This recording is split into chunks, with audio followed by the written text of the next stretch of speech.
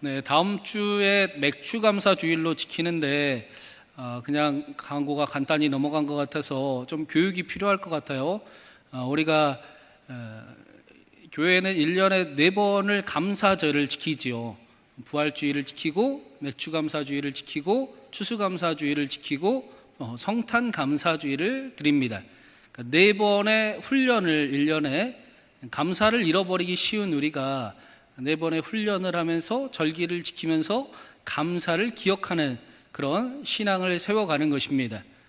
감사를 한다, 감사를 잃어버린다라는 것은 사실은 우리에게 굉장히 중요한 일이에요.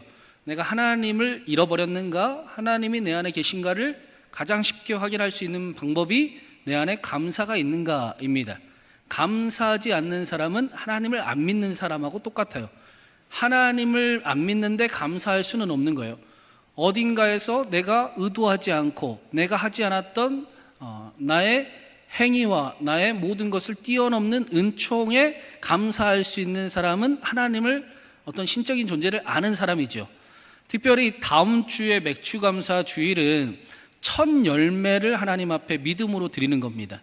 그러니까 하나님이 우리가 이제까지 수고한 일을 열매 맺게 하실 것인데 첫 열매를 보고 앞으로의 삶 가운데 하나님이 크신 열매를 허락하실 것을 믿음으로 기대하면서 하나님 앞에 드리는 그런 주일이 맥주감사 주일이에요.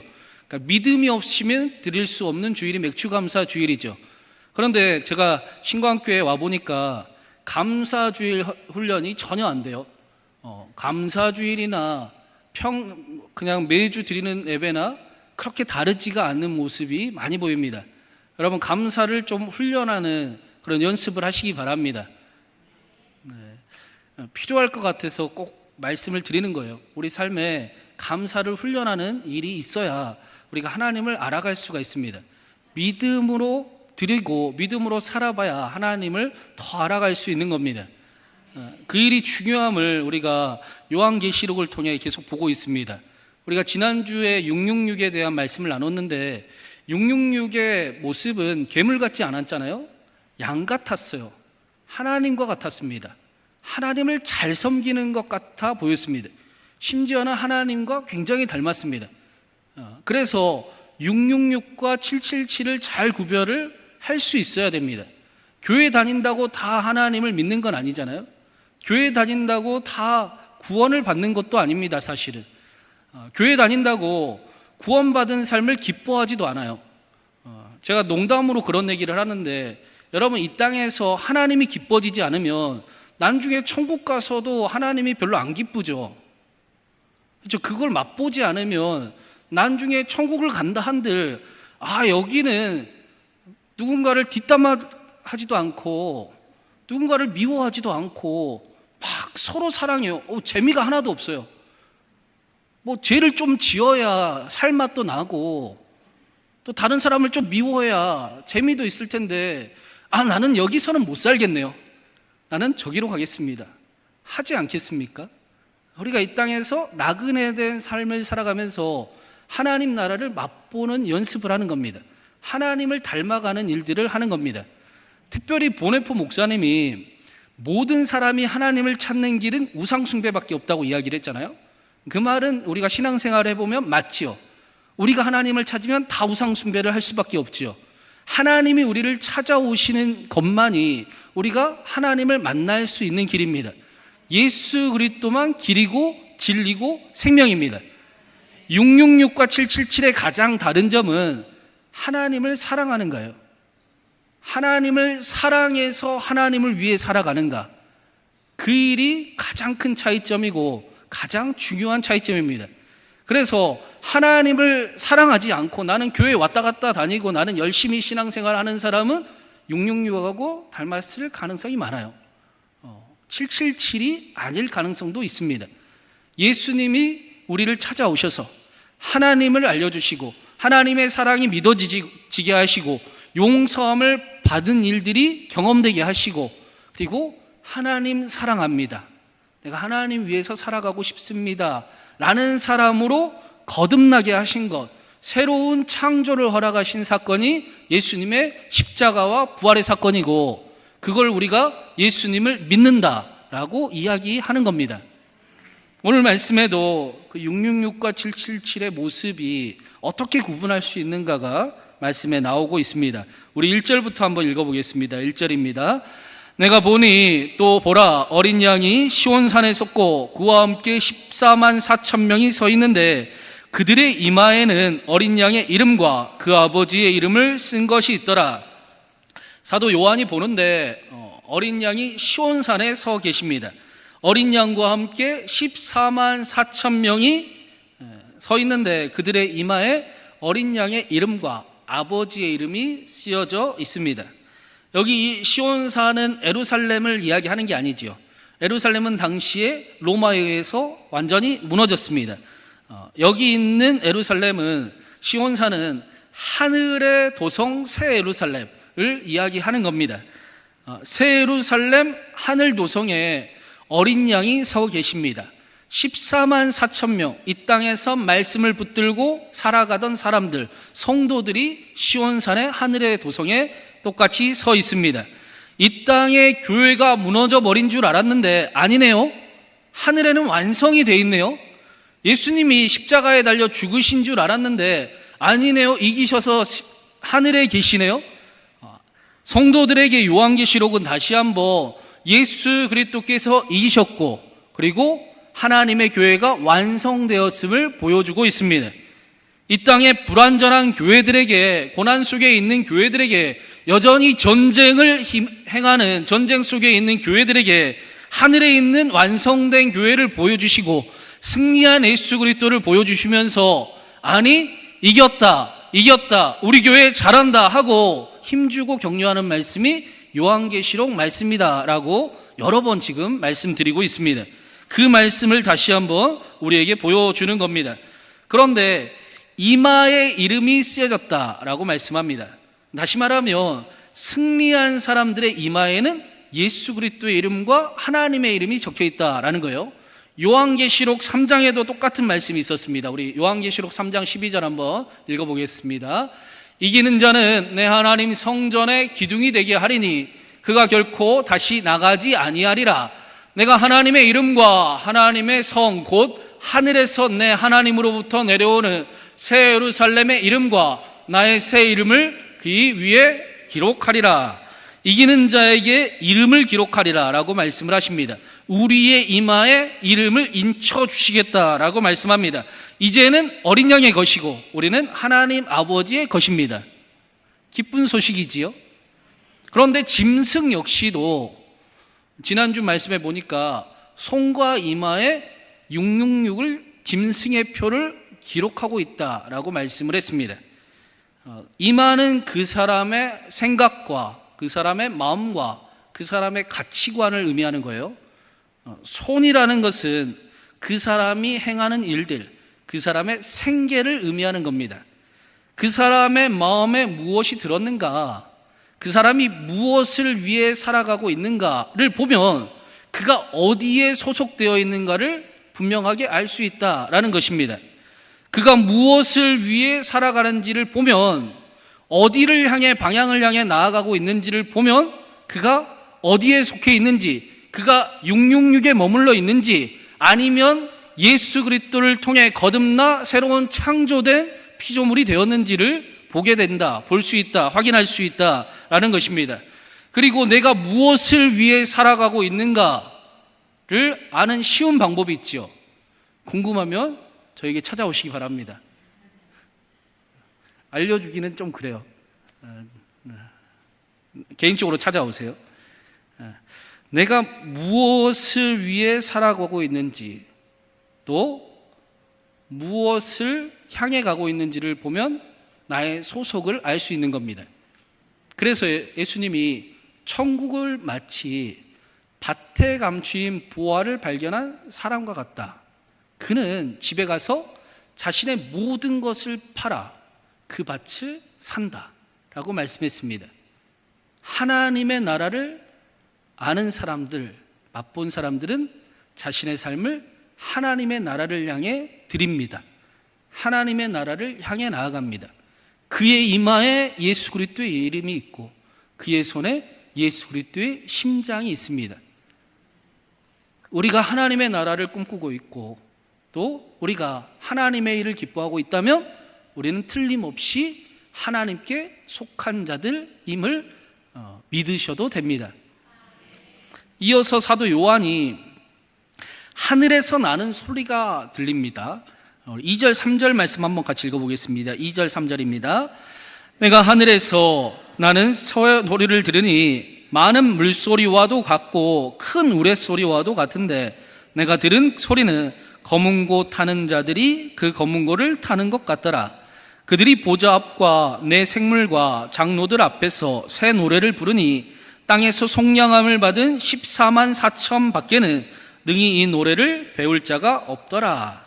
하늘에서 나는 소리를 듣는데 그 소리가 많은 물소리와 같고 큰 우레소리와도 같습니다.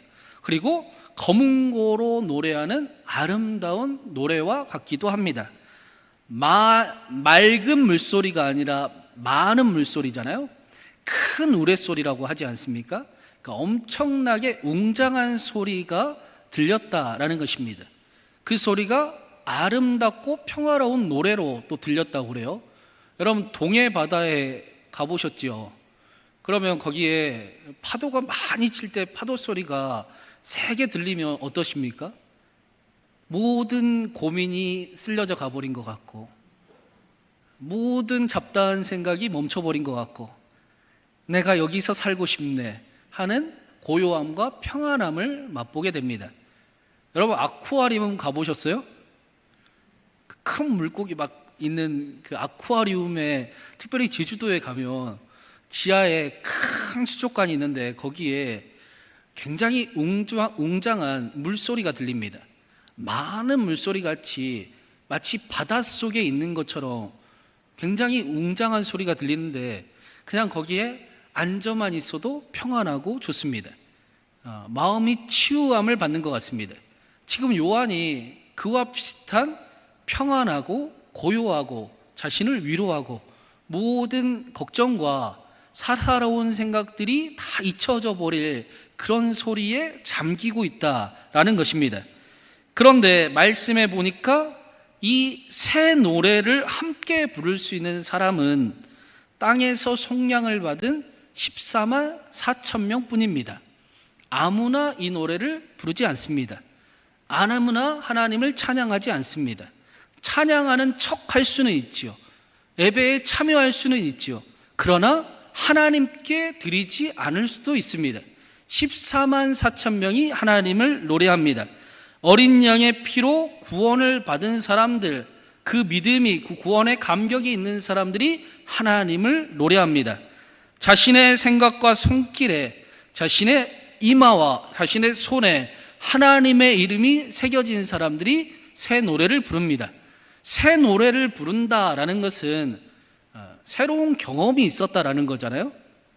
그렇죠? 우리가 새 노래를 부르려면 새로운 경험이 있어야 그런 새로운 감격과 노래가 터져 나오지 않습니까?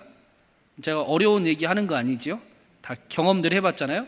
우리가 새 노래를 부른다라는 것은 새로운 깨달음과 새로운 경험과 새로운 은혜를 맛보는 일이 나타났다. 그런데 그 일을 14만 4천 명만 하나님의 인침받은 사람들, 구원받은 사람들만 노래한다라고 말씀합니다. 다시 말하면 하나님의 구원을 받은 사람들에게는 하나님의 새 은혜가, 하나님을 점점 더 알아가는 은혜가 경험되고 또 알아가게 된다라는 것입니다. 우리가 하나님을 믿을 때 경험되는 독특한 경험은 우리가 감당할 수 없는 일을 만나거나 우리가 통제할 수 없는 일을 만날 때 어떤 이상한 기대감이 생긴다라는 겁니다. 표정들을 보니까 감이 안 잡히는 것 같은데 하나님이 그 일을 통해 무슨 일을 하려고 하실지, 하나님이 어떻게 나를 인도하실지라는 기대감을 갖습니다. 하나님이 바울을 환난과 결박이 하나님의 신비로 바꾸게 하셨는데 이 일이 나에게 그냥 고난으로만 다가오지 않고 어려움으로만 다가오지 않고 하나님을 향한 어떤 기대를 갖게 만듭니다. 나는 선한 목자다. 선한 목자는 양을 위하여 목숨을 내놓느니라 라고 말씀하셨는데, 그 선하신 분이 나를 어떻게 책임지실지를 기대하는 삶을 살아갑니다. 그리고 생각지도 못하게 책임지시고 해결하시고 풀어가시는 하나님을 경험하게 됩니다. 새 노래가 터져 나옵니다. 하나님을 알아가는 새 은혜가 경험됩니다. 하나님을 더 알게 돼요. 그래서 시간이 지날수록 하나님을 더 사랑하게 됐지요. 처음 예수님을 믿었을 때보다 오늘 예수님을 더 사랑합니다. 막 깨지고 넘어지고 실수하고 그런 것들도 많잖아요. 엉망진창일 때도 많은데 그럼에도 불구하고 나를 사랑하시고 나를 통해 여전히 하나님의 일을 이루어 가시는 그 하나님의 놀라우심에 감사하며 사랑의 고백을, 사랑의 노래를 부르는 사람들이 삶이 되는 것입니다. 오늘 말씀에도 새 노래를 부르는 성도들의 모습이 보여요. 우리 4절 5절 한번 읽어보겠습니다. 4절 5절입니다. 이 사람들은 여자와 더불어 더럽히지 아니하고 순결한 자라. 어린 양이 어디로 가든 인도하든지 따라가는 자며 사람 가운데서 속량함을 받아 처음 익은 열매로 하나님과 어린 양에게 속한 자들이니 그 입에는 거짓말이 없고 흠이 없는 자들이더라.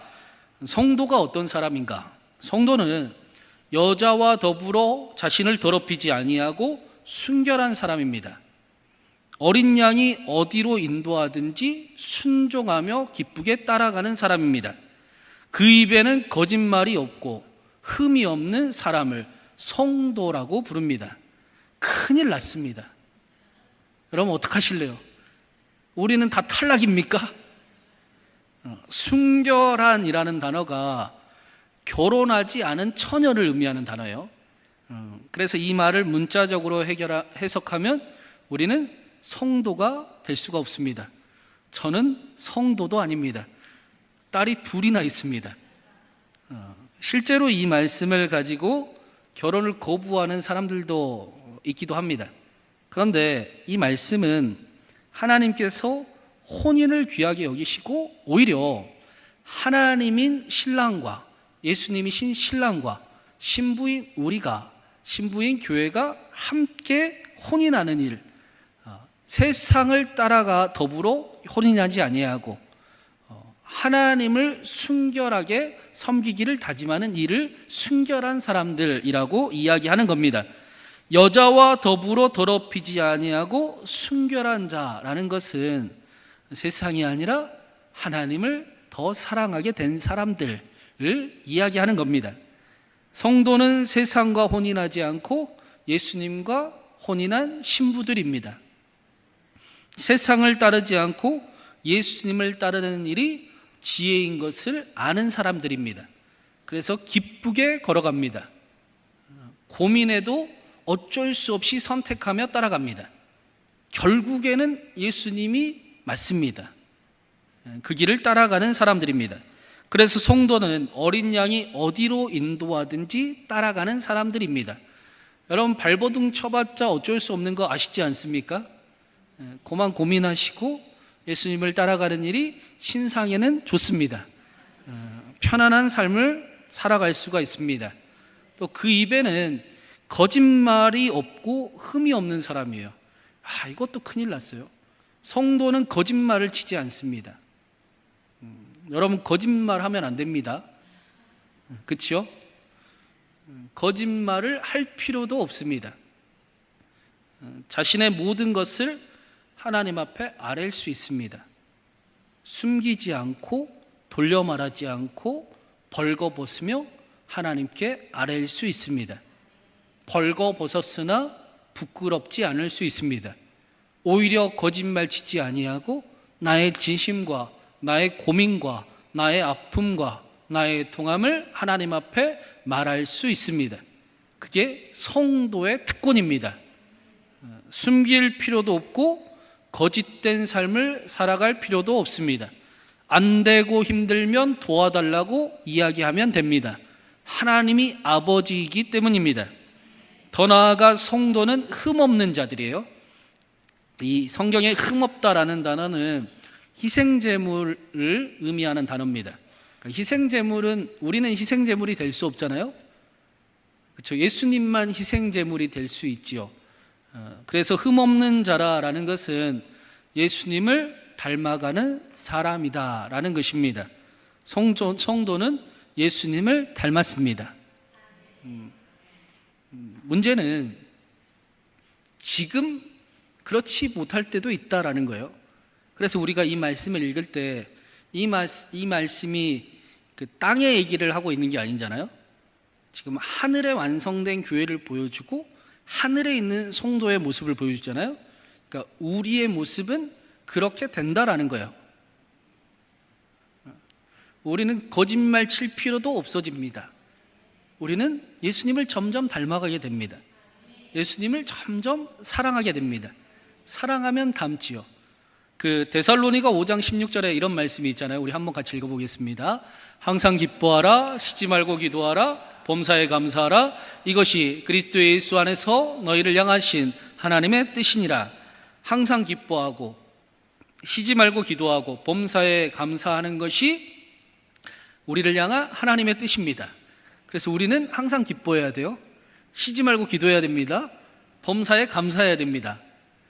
이 말씀이 기쁨보다는 실망과 좌절과 부담일 때가 많지요.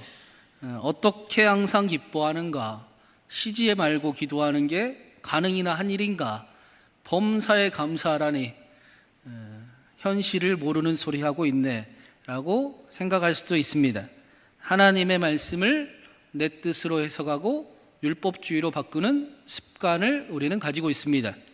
항상 기뻐하라는 것은 하나님이 저와 여러분에게 기쁨을 빼앗기지 않게 하시겠다라는 것입니다.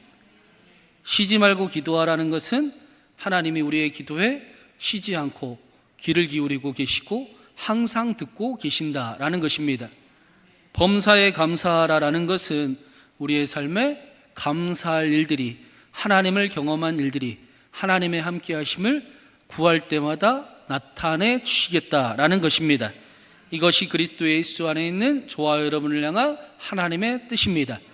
하나님이 우리의 기도를 언제나 들으십니다. 하나님이 우리에게 날마다 감사할 수 있는 은혜를, 힘을 더하여 주십니다. 하나님이 우리를 거짓말 칠 필요도 없는 사람으로, 우리를 예수님을 닮은 사람으로 만들어 가실 것입니다. 내 일이 아니고 하나님의 약속입니다. 내가 이루어야 될 일이 아니고 하나님이 이루시겠다라는 약속입니다. 하나님은 그 일을 포기하지 아니하시고 택하신 자를 부르시고 부르신 자를 의롭다 하시고 의롭다 하신 자를 영화롭게 반드시 만드실 것입니다. 우리를 반드시 하나님을 사랑하는 인생들로 바꾸실 것입니다. 666 같은 인생이 하나님을 사랑하고 천국을, 보물을 발견한 777 같은 인생이 되게 하실 것입니다. 세상을 위해 열심을 다하던 인생이 하나님의 나라를 향해 달려가는 자가 되게 하실 것입니다. 폭력자와 박해자와 같은 자가 사랑의 사도가 되게 하신 것처럼 우리를 하나님의 사랑과 은혜가 넘치는 사람들로 되게 하실 것입니다. 사랑하는 여러분, 하나님의 놀라운 은혜가 우리의 가운데 약속으로 믿어지기를 간절히 바랍니다. 내가 하는 일이 아니라 하나님이 하십니다. 그리고 그 하나님은 어디 계십니까? 저기 계십니까? 여기 계십니까? 내 안에 계십니다. 내 안에 이미 와 계십니다. 하나님이 함께 계셔도 능력이 안 나타날 때는 가나의 혼인잔치밖에 없었습니다. 주인이 아니라 손님일 때 하나님이 주인 되심을 고백하고 하나님과 함께 한 줄을 걸어가는 저와 여러분에게 하나님의 능력이 가득하기를 간절히 바랍니다. 점점 더 하나님을 알아가는 은총 가운데 하나님을 더 사랑하는, 오늘보다 내일 더 사랑하고 다음 주에는 더 사랑하는 저와 여러분이 신광교회가 되기를 주님의 이름으로 축원합니다.